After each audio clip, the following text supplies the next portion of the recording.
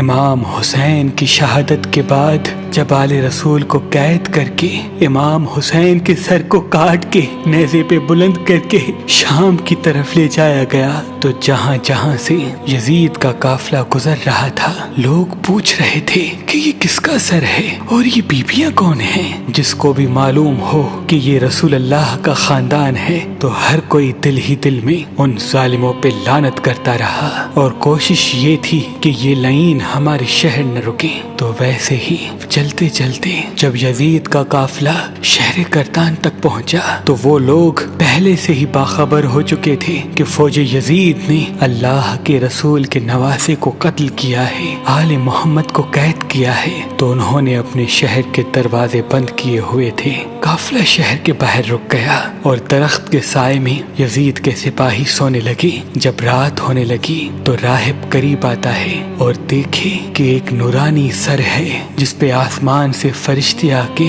سلام کر رہے ہیں اور وہ سر قرآن کی تلاوت کر رہا ہے۔ جیسے ہی واپس اپنے گھر جائے پوری رات سوچنے لگا کہ یہ کسی مقدس ہستی کا سر ہے۔ بس فوراً صبح آ کے سپاہیوں سے پوچھنے لگا کہ یہ کس ہستی کا سر ہے۔ فوج یزید نے کہا کہ یہ حسین ابن علی کا سر ہے۔ تو اس نے پوچھا کون حسین؟ اتنے میں شمر کہنے لگا حسین فاطمہ کا بیٹا، محمد کا نواسا۔ وہ چیخ کے زمین پہ بیٹھ گیا اور کہنے لگا کتنے بدبخت ہو، اپنے رسول کے نواسے کو ہی قتل کر دیا، اور یہ عورتیں کون ہیں؟ شمر کہنے لگا یہ رسول اللہ کی نواسیاں ہیں، بیٹیاں ہیں۔ وہ رو رو کے کہنے لگا اے شمر مجھے اس مقدس سر کو ایک رات کے لیے دے دو۔ شمر کہنے لگا یہ قافلہ شام جا کے رکے گا کیونکہ ہمیں یزید سے بہت بڑا انعام ملنا ہے۔ راہب نے کہا میرے پاس 10,000 درہم ہے، اگر ایک رات کے لیے سر دے دو تو وہ میں تمہیں دے دوں گا۔ سب آپس میں صلاح مشورہ کرنے کے بعد اس بات تک آ پہنچے کہ ایک رات اور رکتے ہیں۔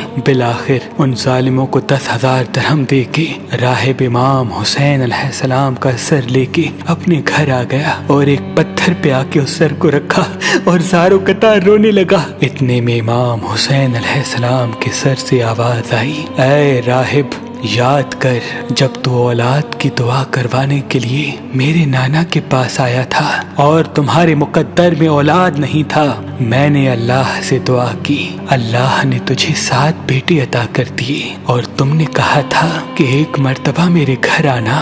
اے راہب آج میں حسین تیرے گھر آ ہی گیا۔ بس جیسے ہی امام حسین کے سر سے یہ آواز سنی راہب زور زور سے رونے لگا اور کہنے لگا اے میرے آقا حسین مجھے معاف کیجیے گا، اگر مجھے معلوم ہوتا تو میں بھی آپ کے قدموں پہ قربان ہوتا۔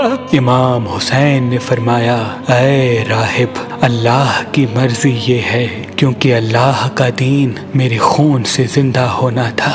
پوری رات وہ مولا حسین کے سر سے گفتگو کرنے لگا۔ جب صبح کا وقت قریب آیا تو راہب نے سوچا کہ میں مولا حسین کا سر واپس کیسے کروں۔ تاریخ نے لکھا وہ جو 7 بیٹے امام حسین کی دعا سے ملے تھے ان میں سے ایک بیٹے کا سر قلم کر کے شمر کے پاس لے گیا۔ شمر نے جیسے ہی سر کھول کے دیکھا تو کہنے لگا یہ حسین کا سر نہیں۔ وہ واپس آیا، دوسرے بیٹے کا سر قلم کیا، انہوں نے وہ دیکھا، پھر کہا یہ حسین کا سر نہیں۔ ایسے کرتے کرتے راہب نے امام حسین کے عشق میں اپنے 7 بیٹے قربان کر دیے۔ جب آخری بیٹے کا سر شمر نے دیکھ کے یہ کہہ دیا کہ اے راہب تو وعدہ خلافی کر رہا ہے، اگر حسین کا سر نہیں دیا تو ہم تیرے پورے خاندان کو قتل کر دیں گے۔ بس جیسے ہی واپس اپنے گھر پہنچا تو امام حسین کے سر سے آواز آنے لگی اے راہب اپنے سارے بیٹوں کے سر ان کے جسم کے ساتھ رکھو، اللہ کے کرم سے